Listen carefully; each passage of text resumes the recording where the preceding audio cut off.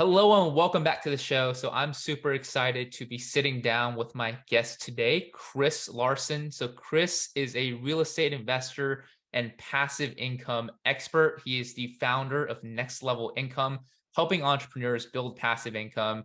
So just a little bit about Chris's background. He invested in his first rental property at only the age of 21. So he started out very young, and since then he has been in over $1 billion worth of real estate acquisition. So his story has clearly grown from purchasing that first rental property. But that's what we're going to be talking about today: building passive income, how to start, and how to do it correctly. So, Chris, I want to welcome you to the show. I want to say it's an honor to have you here.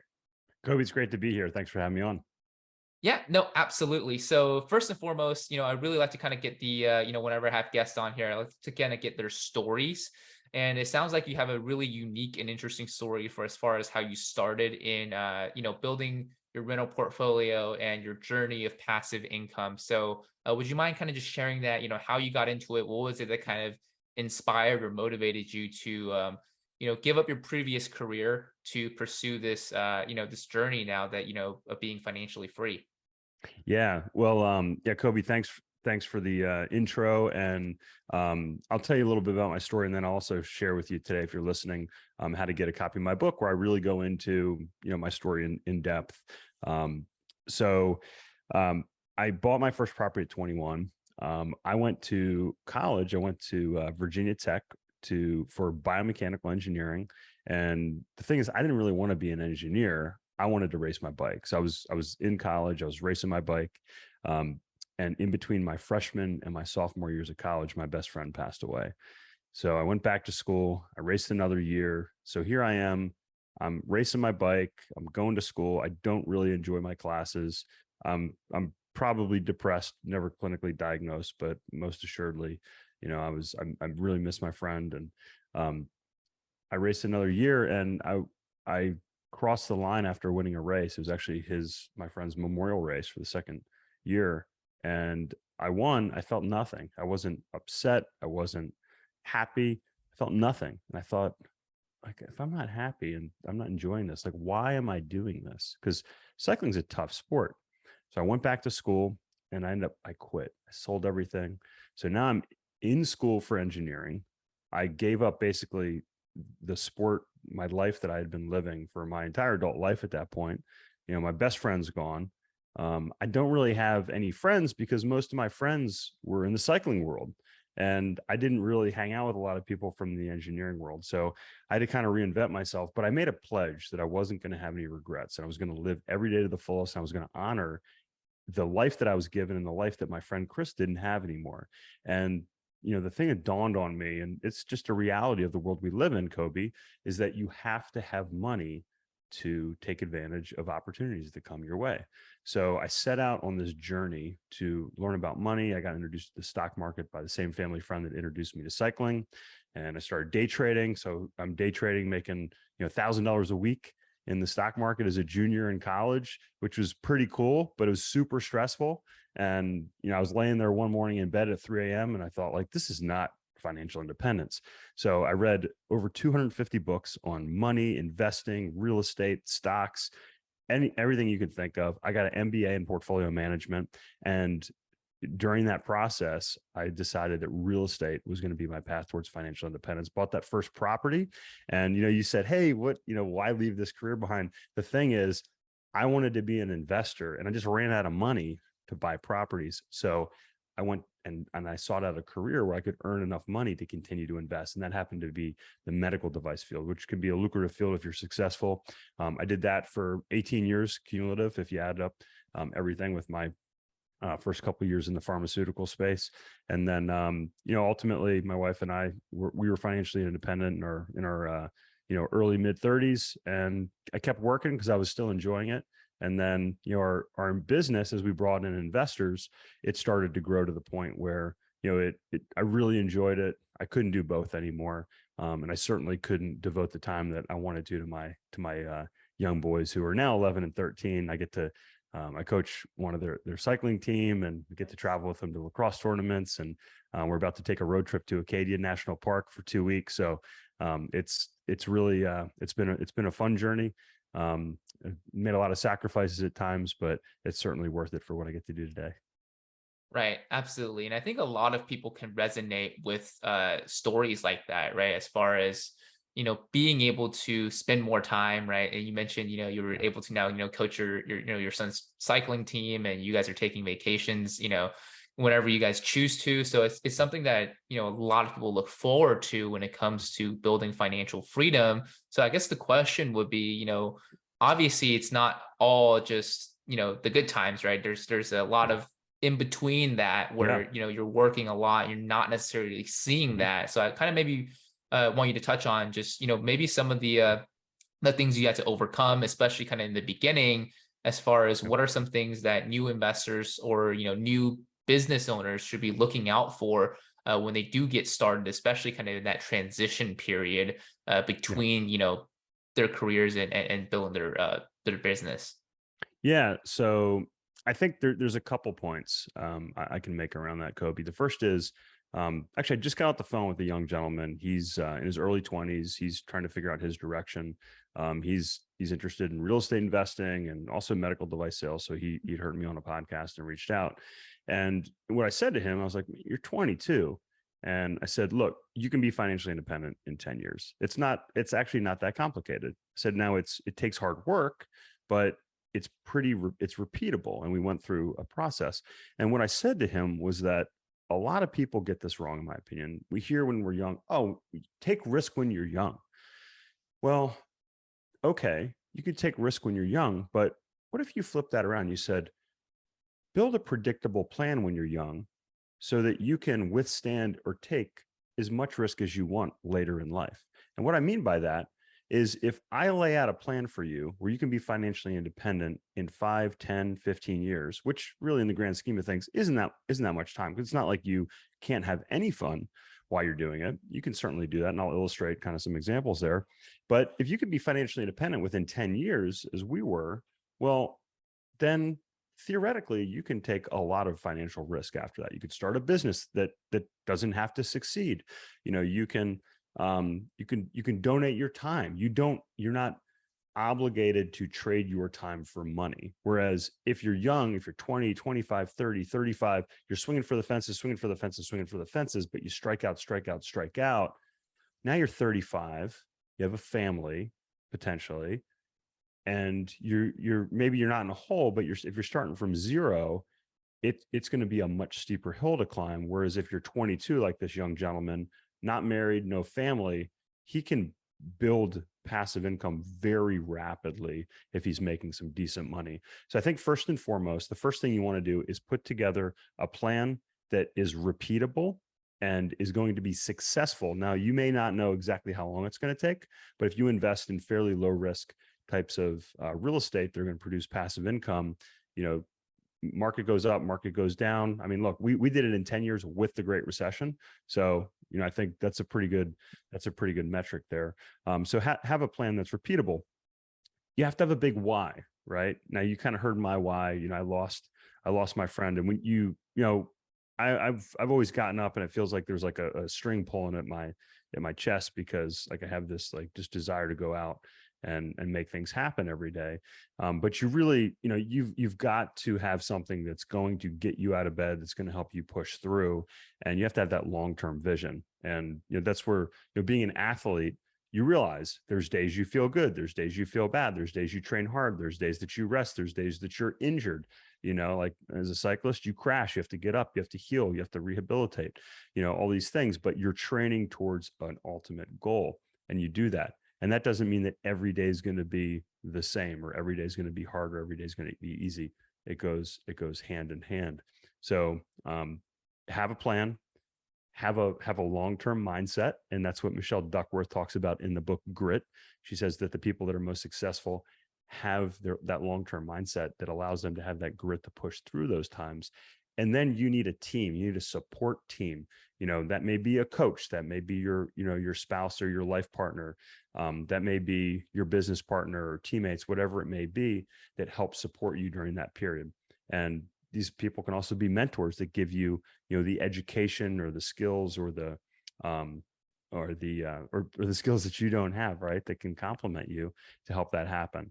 And look, I think there's really no substitute. Some people might not want to hear this, but it's the same. It's the same thing. It's like, you are in control of your destiny, and financial independence is there. It's achievable, but it does take hard work. I worked 16-hour days, 6 days a week for a lot of years to achieve what we had. And people were like, how do you, like, why do you do it? How do you do it? And you know, I live like a professional athlete even when I wasn't competing. And I have a great spouse. My wife's amazing. She's very supportive, always has been supportive of our vision. And there were times that it's tough. It's Saturday, and I was on call and I was working late, and I'm sitting in the hospital cafeteria, looking at deals, or doing like courses, or online conferences and those sorts of things to further my education. But those are the things that it takes. So there's no substitute for a plan, for education and support, for the right mindset, and ultimately hard work. Yeah. And I absolutely love that you said that, being young, you don't necessarily want to take, a bunch of risks, right? When you're younger, that it's actually better to maybe not necessarily take less risks, but really like take less risks and follow a more predictable plan to get to a point where you can now have the freedom, the financial freedom, the time freedom, the peace of mind to go out there and take more risks and do the things that most people will say like as their passion, Yeah, or the things that they really really want to do, because now you have that that fundamental almost like a net catching you at the bottom, right? So you don't always fall to exactly. your Yeah, fall to the ground and land on yeah, concrete. So yeah. if you think about it, right, would you say that it's almost it's almost better for somebody who's a little bit younger starting out to maybe not try to push as fast? It's always good to be ambitious, but maybe take things a little bit slower in the beginning, just to kind of follow that predictable plan, not to over leverage yourself, so that way Yeah. you don't fall flat on your back essentially. Yeah, that's a really good question. So, excuse me. I think um, it there's kind of two pieces to it. So, you have your career and you have your investment plan. And if you don't, you should. So if you're listening, you're like, well, I don't have a career. I just have my investments, or I don't have investments. I just have my career. Like that's, you got to have both. Like you have to have a plan to create passive income. So if you're going out, so for me, I said, okay, I like real estate. I was interested in real estate sales, but I said my main investments are in real estate. So if my main investments are in real estate, and I now choose a career path that revolves around, say, real estate sales, and the real estate market turns, so now there's no real estate sales, no transactions, so I'm not making a commission, and my investments aren't performing. I've exposed myself to risk, right? To unnecessary risk. So instead, I chose a career med device that had more predictable earning potential, because people were having surgeries every day, day in, day out. So that's a little bit more predictable. You don't have the big commission checks like you do with, say, a commercial real estate transaction. But I know people that were in commercial real estate, and when the market turned in 2008, 2009, they literally made no money. So, I made less money starting out, but the earning stream grew, and then it was more predictable over time. So then I could take that predictable earnings and put it into my investment plan. So if you have the opportunity to go work for like a startup company and you're young, that might be the right choice for you, but you have to balance that out and say, okay, maybe take some of your income and put it towards passive income, producing opportunities, and you work in that role and maybe hope that the stock options pay off. But if they don't, what's your plan? If you don't have any plan, if that's like your entire plan, then you're in trouble. It's no different than people that work for, like say, like they were working for Enron and they were making great income, but they put their 401k in Enron stock. Then they lost their job and the money in their 401k. That's not a great plan. So when I was working for Medtronic, I would take the stock grants that I got and I would immediately get that money out of Medtronic stock and I would put it into real estate. And people are like, well, I don't understand. Why aren't you taking advantage of, this? It's like, well, I would rather have the money diversified because I had my plan that I knew would work. So you can do both. You can kind of have your cake and eat it too. But again, it's not as sexy to say, hey, like I like to invest in things that aren't very sexy. I like to say, like, we do our investments for our investors are kind of like the Warren Buffett of real estate. They're not real sexy, but they're predictable. And predictable is sexy when you don't have to work anymore, right? Yeah, absolutely. And I Yeah. mean, I have to agree with that, right? Because Yeah. investing, it's not so much about, what people are seeing or what you're telling your friends. It's, it's Yeah. for you, right? It's really for you to be able to create that Exactly. life, like we talked Yeah. about earlier Yeah. in the podcast. So yeah, it doesn't Yeah. have to be flashy or sexy, like you said. It just Right. has to be Yeah. predictable. And actually, I think as an investment, the more predictable something is, the more you should invest in it, right? Because that's what you're buying. You're buying that Yeah. peace of mind, right? It's passive income, right? If it's not Absolutely. predictable, you don't know who you're getting a paycheck and how much you're getting Yeah. the following Yeah. month. So it's not really an investment. It's almost like gambling if you want to think It's about it. speculative. Yeah, absolutely. And that's, look, one of the things I learned about in during my MBA was the Sharpe ratio. And that's basically risk adjusted return. And I talk about this in my book. And so I said, okay, what investments are out there that have the best Sharpe ratio, that have the lowest risk with the best return, right? And it's Mm. it's within a balance, because if you have something that gives you a 1% guaranteed rate of return, well, that's very predictable, but 1% is never going to get you, to financial independence. So, I mean, you're not even keeping up with inflation. So, like, you'd have to Right. earn just a crazy amount of money and then basically live off that.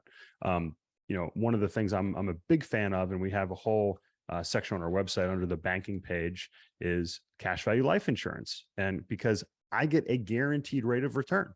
It's a guaranteed rate of return. Now, I don't say guarantee that often, because when it comes to our investments, like, there's no guarantees when it comes to, like multifamily real estate or even like the car wash business that Right. we have, but there are guarantees in life insurance. So, that's nice. So one of the things that we do is we balance some of the risks we take with things like guaranteed returns inside of our life insurance policies. And the other thing that does is it guarantees a safety net for my family if something happens to me. Because my father, which I didn't mention earlier, before my best friend died, my father died when I was 5 years old.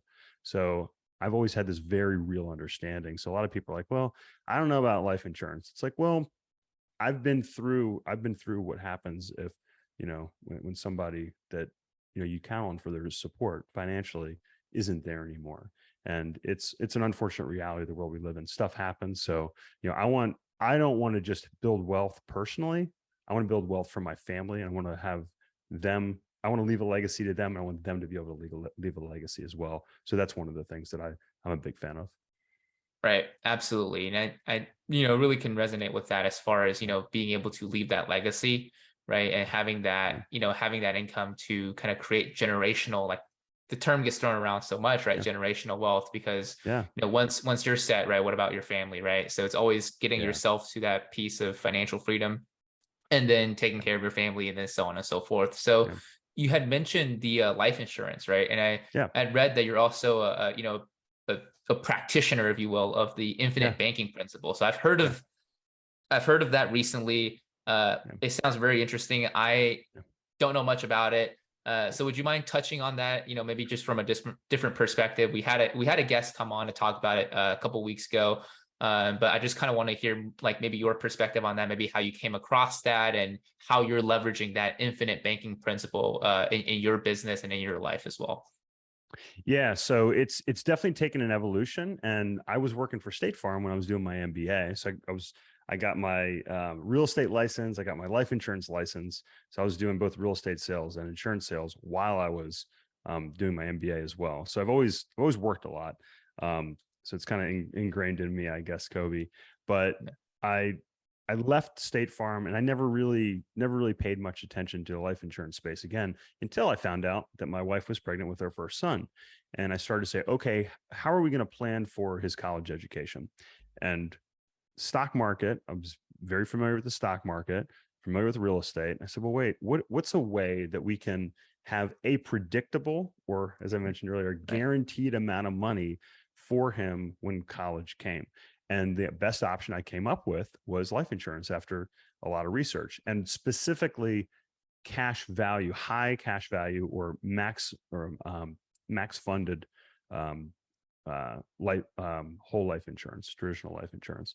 And people have called it infinite banking or bank on yourself. There's a bunch of different names for this strategy out there. So my wife and I started these policies almost 14 years ago now, and we were pretty conservative with them.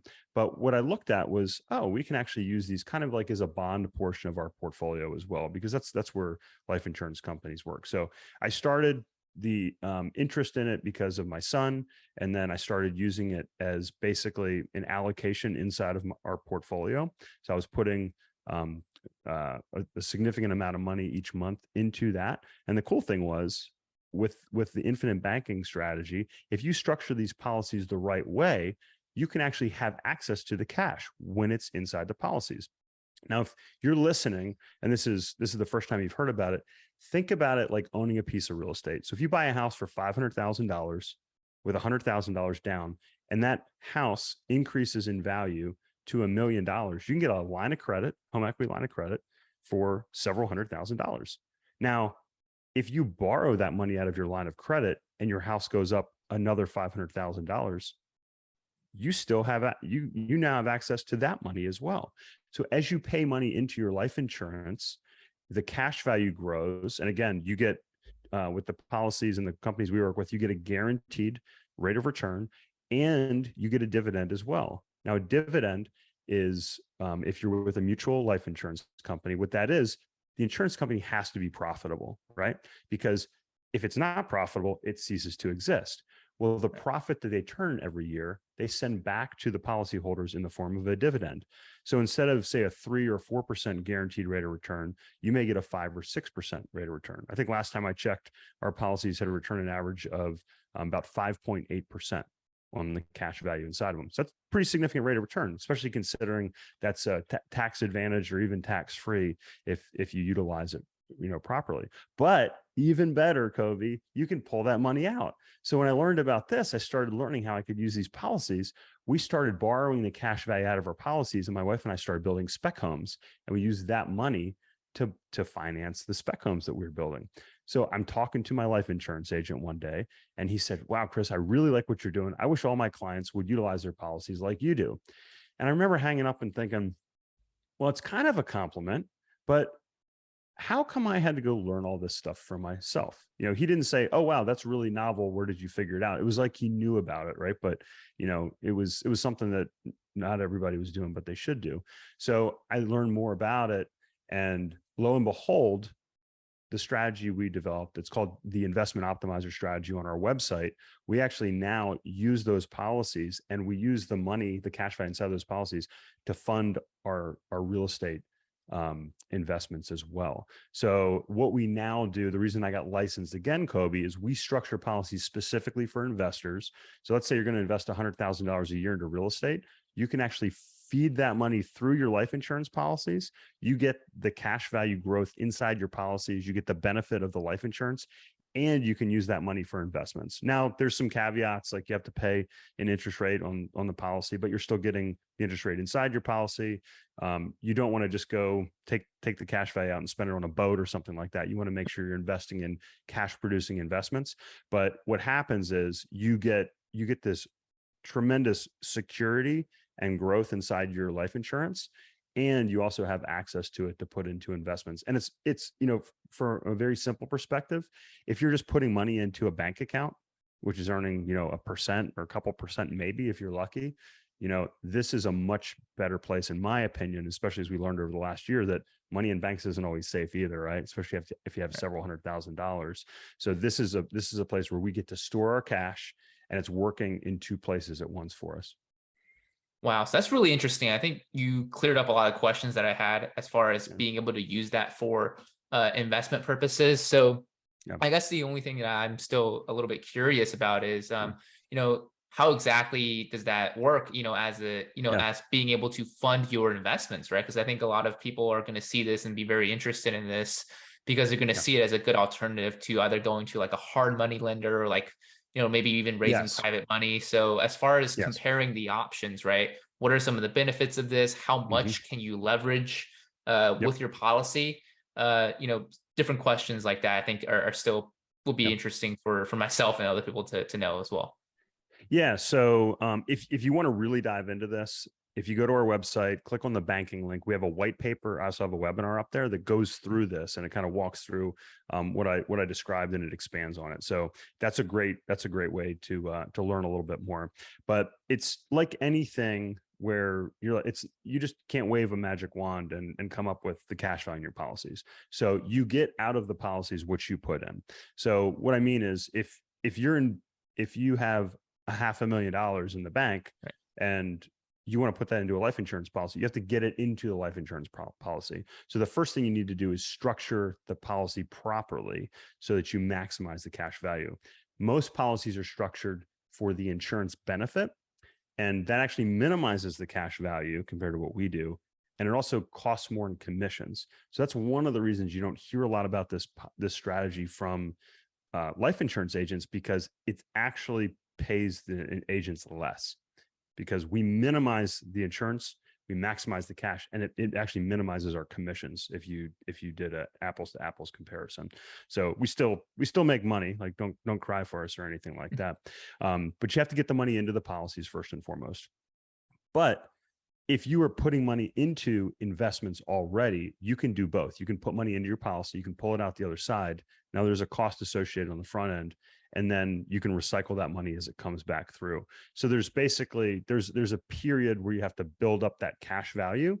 And we started 14 years ago. So we built it for, let me think here if I can do some quick math in my head. We probably funded our policies for 3 or 4 years before we actually used the cash value. Now you can certainly do it a lot quicker than that if you want to. I mean, you could do it in 3 or 4 months, depending on how much cash. We have a client right now, and he's sitting on about 7 figures of cash. So he obviously has the ability to fund a life insurance policy a lot quicker than somebody who can only afford, say, a couple $1,000s a month, right, to fund a policy. But you also have to be careful. He can't put all that cash into insurance policy right away, because you have to apply by certain rules and laws, so it doesn't become a taxable policy, and that's one thing. So once you have the money in there, the way it works, again, think of it like a line of credit on your house. You go to a bank and you get a line of credit, or you go directly to the insurance company and you say, "Hey, I would like to take a loan against my cash value," is essentially what you do. The insurance company has to lend that money to you. Okay. They have to lend that money to you. And typically, like right now, the rates are like 5 or 6%. So the rate that you're going to borrow the money at is typically about the same as the interest that you're going to get on the cash inside the policy. So it's kind of a wash, but the growth is compounded on that interest, and the interest that you're paying is simple.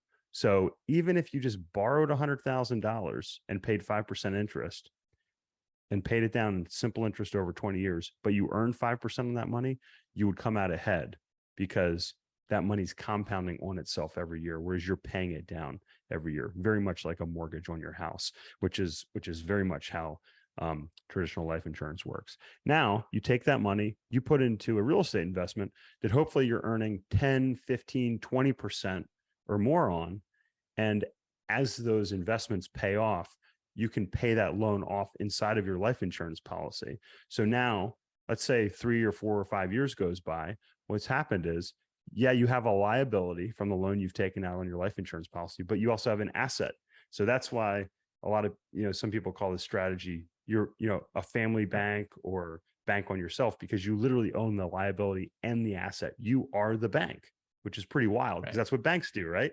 So yeah, so now but now you're getting the arbitrage, because you are getting the interest inside your policy, and you're earning a higher interest rate, which is exactly what banks do on another investment. When that pays off, you pay off the loan from your original principal, and then you have the growth that you've gotten on your investment, and now you can put that money back into your policy as well. So now you have the growth inside your policy, and you can do it all over again. And then you can always stop. You can say, "Hey, I'm not going to do this anymore. I'm just going to stop and have the money in your policy." Now, some people may say, "Well, wait a minute, Chris. Now I'm stuck, right? Now I got money in my insurance policy, but I need to use that money to pay my bills." And here's the cool thing. you can take out dollar for dollar everything you've put into that policy tax free. And if you take money out as a loan, just like a home equity line of credit, you don't have to pay tax on that money ever. Now, some people may say, but now, Chris, now I have a loan on my insurance. What happens when I die? Like my heirs have to pay that off. Well, if you have a $10 million life insurance policy and you have $5 million outstanding of loans for money that you spent during your retirement years, that 10 million, the 5 million comes out of that 10 million, your heirs still get 5 million and you've not paid tax on that. And they don't pay tax on that money either. So I've not found another strategy, Kobe, that works as predictably and can, not only provide the same advantages that I just mentioned to you, but also provide tax-free income in your retirement years, as well as that tax-free benefit to your heirs or a charity of your choosing. Like there's nothing that's going to give you the same predictability in my knowledge. Yeah, so that's really interesting, right? I mean, a Yeah. big theme I think is predictability. Yeah. And like you said, now that you are your own bank, it gives you a sense of predictability and it gives you a Yeah. sense of security that really comes with that. So I think this is really interesting. And yeah, if you guys are listening or watching this, make sure to go check out Chris's book and his website so that way you get more information on this. So if you don't mind, I like to kind of switch gears a little bit. I know we just Sure. kind of wrapped up on the infinite banking strategy. The other thing you mentioned was owning car washes, right? So I think Yes. that's Yeah. been either I guess like a more unique niche that a lot of investors are looking into. They're interested in. It's almost like self storage. It's becoming more and more Yeah. popular because of the I guess the lack of management that comes with that. So maybe walk us through, how did you come across the opportunity to start investing in car washes? And what exactly does your business look like now as far as owning multiple car washes? Yeah. So about 8 or so years ago, my uncle and I looked at buying a car wash. He's a CPA. We were looking at different businesses. He said, "Hey, look at this, car wash, high cash, you get some depreciation benefits from the real estate." We ended up not moving forward with that purchase, but several years later had a coaching client. They owned 2 car washes. So learned more about the business through them, saw the numbers that they were working with. And I said, okay, this verified what I had learned with my uncle. So it was sitting in my head as a a viable option that was out there. But I was like, I don't really want to run a car wash. I don't want to learn about that. My business partner came to me a couple of years ago and said, "Hey, we're looking at expanding into the car wash space." And I said, "I'm very interested," because of what I already knew. So the challenge is car washes, short-term rentals, senior housing, or assisted living. These are all forms of what I would call like operating real estate or operational real estate, which is it's real estate, but you have a business that is tightly tied to it, right? And really, the performance of that business is on the operations. So that's the challenge with car washes. So we own one here in Asheville where I live. It's an in-bay automatic. It's basically a car washer robot. You pull your car in, there's 2 bays, and the robots just wash your car for you. There's no people there. It's you wave your credit card. It's a great little business. Um, it is limited on how many cars you can wash on a daily basis because you can only wash 2 at a time, right? You can't run through 5 cars at a time. You can do self-serve car washes, which that's like usually, you've seen them like coin fed, you wash your car yourself. But the ones that are becoming more and more popular are express tunnel car washes. And that's where we focus our business and where we bring in investors. Now, most of the business is owned by mom and pop operators, those with 4 or less washes. So there's not a lot of institutions in the space, less than 15% of the business is run by larger groups or like institutional money, private equity, those sorts of things.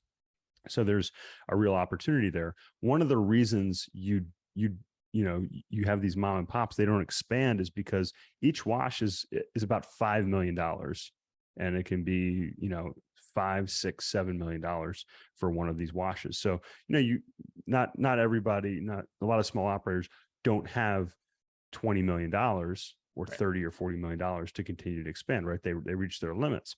So, our model, Kobe, is we buy washes that are already existing. So it's a value add strategy, like I talk about in my book, that we have employed successfully in the multifamily space and the self-storage space and the mobile home park space. We buy these businesses, we bring in our national contracts. We're up to about 30 locations currently. So we have contracts where we're able to lower the cost per wash for the chemicals and the supplies that we use for that wash by about 30% day one. And then we rebrand. So we have a little bit more of a premium feel to our washes. And it's what I would call like the Chick-fil-A of the car wash space. So, when you go to Chick-fil-A, you don't go to Chick-fil-A because it's the best chicken sandwich you can get. Like there's a restaurant down the corner here, around the corner here, $15. Fantastic chicken sandwich. It's spicy, it's got pimento cheese on it. It's awesome. But it's $15 and you got to pay a tip and you got to sit down and like you're lucky if you're in and out in 30 minutes for $20, right? If you get like a soda, let alone, if you get a cocktail or beer or something like that. But I can go to Chick-fil-A and I get the same thing for like, a sandwich and a drink for $6, $7, So, and what do I get at Chick-fil-A? I get predictability, which is seems like the theme of the show today. I get a great experience, right? People are polite, they're dressed well, they treat you nicely, and I get a really good value. Again, quality is there, but it's further down in the list. And when people go to an express tunnel car wash, quality is fourth in the list out of the top 5. It's fourth. So they want to feel good, they want good value, and they want predictability. They want to get in and out in 3, 4, 5, 6 minutes, right? Just like if I go to the Chick-fil-A drive-through. Some days it's a little busier than others, but I know I'm going to get in and out quickly. So, we look to employ a very similar strategy. And then the last thing we do is we actually bring in typically one more person in the industry average to our sites. And what does that person do? That person is a sales associate because this model is driven by a membership revenue. And that's why private equity is interested in the space, because they get recurring monthly recurring revenue, MRR. And that's really popular with private equity groups. So if you can provide them predictable monthly recurring revenue, they're going to pay you a premium for that. So why we can go in and we can buy these locations for around an 8x multiple of EBITDA, larger groups will pay 12 to even 20x multiple of EBITDA for a large portfolio that's well run. And that's the final piece of the puzzle. We stood up our own operating group because unless you're a big operator or you join a franchise and that has its own challenges, the operations are absolutely critical. So that's really our secret sauce is, we have, the formula that I went through, but truly the operations is where the rubber meets the road. No pun intended in this case. Yeah, no, absolutely. I think that's the same way with every business, right? You mentioned Yeah. predictability is kind of the theme of the podcast here. And I Yeah. really think, it's a, it's kind of like make light of it, but it's a Yeah. really serious point in running any successful business, right? A lot of people have read, and I just recently read the E-Myth. Yeah. Um, that's a big piece of that too, right? A successful business is ran not necessarily, quality matters, but you're really selling the predictability, right? And that's how you Yeah. scale, and that's how you're able to duplicate and have, like you said, a repeatable process, so that you can actually grow and scale your business moving forward. So that's really interesting that you guys are Absolutely. able to do that with the car washes as well. And I think, it's a pretty big opportunity, right? Like you mentioned, there's not a lot of institutional owners, right? But is there a specific reason for that, as far as why there isn't, as far as, a lot of competition in that realm of institutional owners and buyers? So I think, we've seen an evolution in the multifamily space. We're seeing an evolution in the mobile home park space as well. But, these have largely been successful, high cash flow businesses for long periods of time. And there wasn't a huge benefit to owning a massive number of these. So you've had some bigger players like Mr. Wash. They own about 3.5 to 4% market share.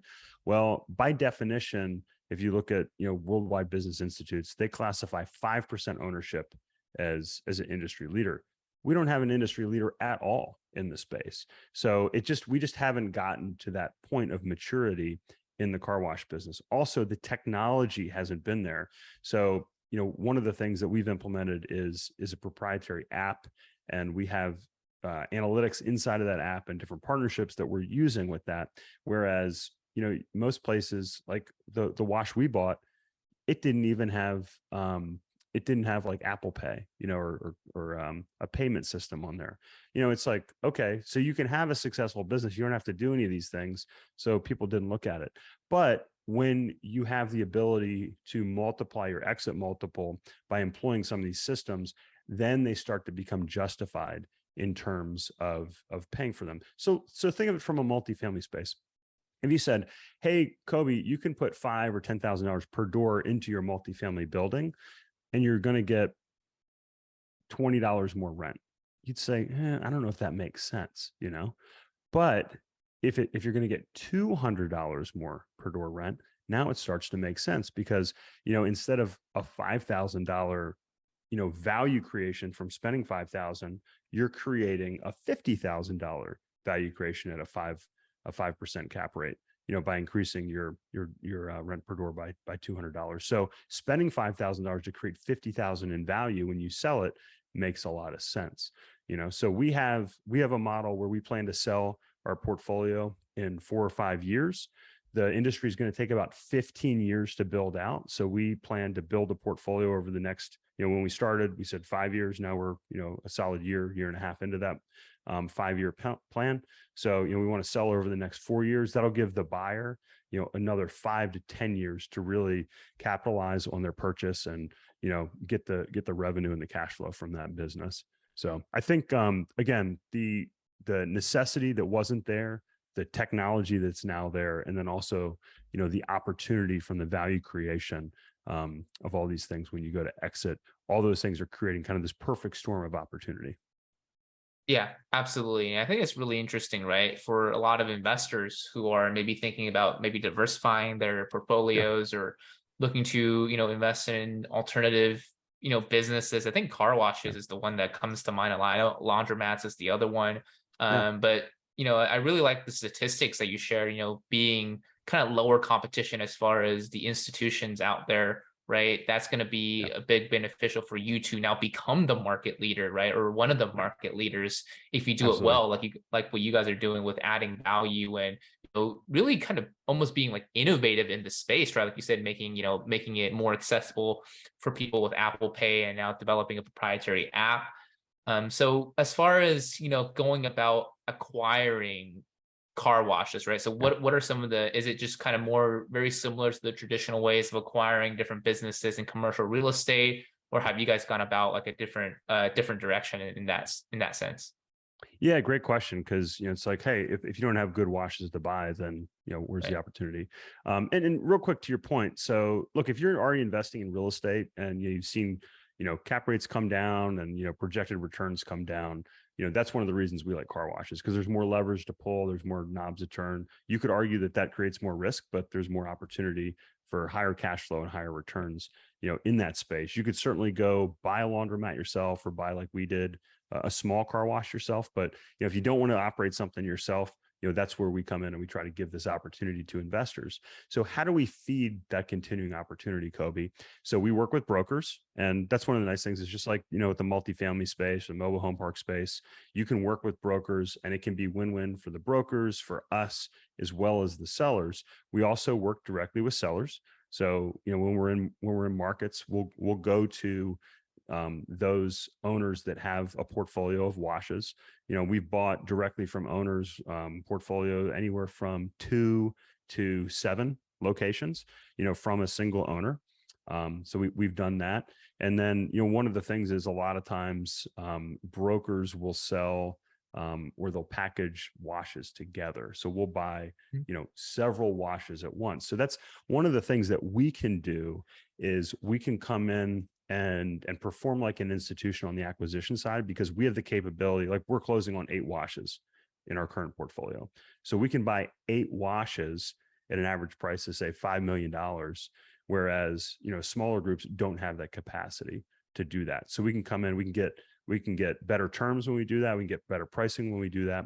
And it's better value for us because in some cases, we're buying the market when we do that. We'll Right. literally buy, like we bought 3 washes in Huntsville, Alabama, and there's almost no competition in that those specific markets that we have. So we're buying the market in that case, and then we can fold up those memberships into our current membership model and do that. So it's we're seeing a lot more deal flow on the car wash side than we are in other commercial real estate markets right now. The numbers still work even at today's interest rates. The numbers still work because the cash flow is so high and the operating margins are so high. Yeah, so that's really interesting. I think, like we said, as an alternative, I think it's going to be really Yeah. interesting to see this. You mentioned, you're able to now, there's, such a lack of competition that you're able to actually go in there and buy up entire markets. So it's a really big opportunity. So I think for anybody who's interested, definitely I would check that out. But other than that, Chris, I want to kind of thank you for being on the show today and sharing your knowledge and your value. I think we covered a lot of interesting points and a lot of interesting topics on alternative investments, different things that I don't think are talked about by traditional real estate investors or real estate gurus or influencers out there. I think you offer a really unique perspective. So for anybody who is listening to this or watching this that want to reach out to you and maybe get a free copy of your book, what are some of the best ways to either follow you or be able to do that? Yeah. So, well, first off, this has been awesome because you've given me a chance to really cover a lot of stuff. Hopefully, I've given, if you're listening today, given you, good overview of how you can put together your own plan for passive income. If you want to get a copy of the book, we'll send you a free copy. If you go to nextlevelincome.com and click on the book link, you can either download a copy or you can put your address in and we'll send you a free copy. No strings attached there. If you want to learn more about the investment optimizer, which is how we structure those specific life insurance policies that we talked about, Kobe. If you click on the banking link, you can download a white paper. You can also watch a webinar there and learn a little bit more about that strategy or schedule a call with our team. And then if you want to learn more about our investments, we have opportunities for investors in the multifamily space, self-storage, mobile home parks, and again, our fastest growing portion right now, which is the express tunnel car wash space. Click on the invest link and you can schedule a call and see if what we're doing is a good fit for you. Yeah, absolutely. So we'll make sure to leave all the links that in the description and the show notes down below so that it's easily accessible for anybody listening or watching this. But Chris, I wanted to thank you again for being on the show. And I just wanted to say that before we let you go, is there any last pieces of tips or value or nuggets that you want to leave with us before we'll let you sign off here? I appreciate it. So I would just say, if you're listening today, again, becoming financially independent is achievable by, in my opinion, anybody in the United States. We just celebrated Independence Day not too long ago. You can not only have independence in this country, you can have financial independence. So just know, if you put a plan in place, if you have accountability and you have some discipline and you have that big why in your life, you too can make it happen. Yep. Love it, Chris. Thank you so much for being on the show. And I want to thank you for tuning in, and we'll see you on the next show. Take care.